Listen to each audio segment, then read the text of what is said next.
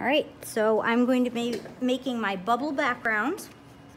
I have some circle tracers in different sizes to help me with my bubbles. Use the circle tracers. It is very difficult to make a circle freehand and have it look perfect.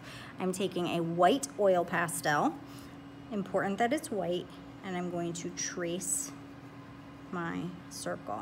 So when I trace, I have to move around a little bit, making sure I'm holding it steady.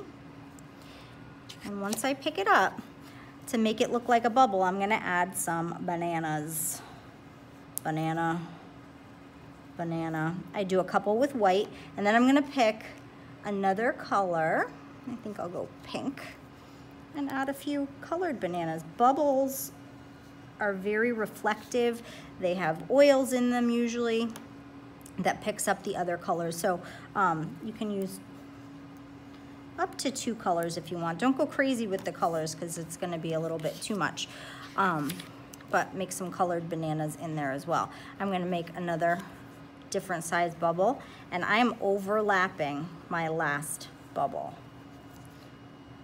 I'm drawing right over it. Bubbles are see-through, so I drove right through it when I was drawing. Bubble over bubble, they love to hang out together. I'm gonna follow the path of my bubbles for my bananas. I'm not making straight lines. I'm making curved lines that follow the shape. That's what's gonna make them look like reflections. And I'm doing the same colors for each of my bubbles because they came from the same place. I'm gonna have this bubble hanging off my paper. That's a great thing to do because it helps use your paper in an interesting way, and it also makes it look like the bubbles exist outside of your paper. It makes things look like you've created a world that keeps going. Okay, so my bananas, I think I have, oh I do, I have a little guy. And I'm always tracing with my white. That's important to help our bubbles stand out. I'm not tracing with my pink or my purple. I'm doing them all the same color. I'm just putting them in different places.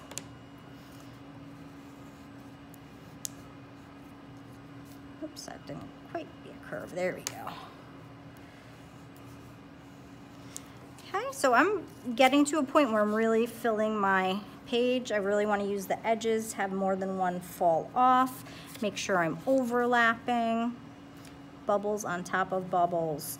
And I want to put them all over my paper so that when I glue down my scientist and my test tubes, I still have lots of bubbles showing. If I just did a few in the center, I might end up with my bubbles getting covered up by my scientist, and I don't want that to happen.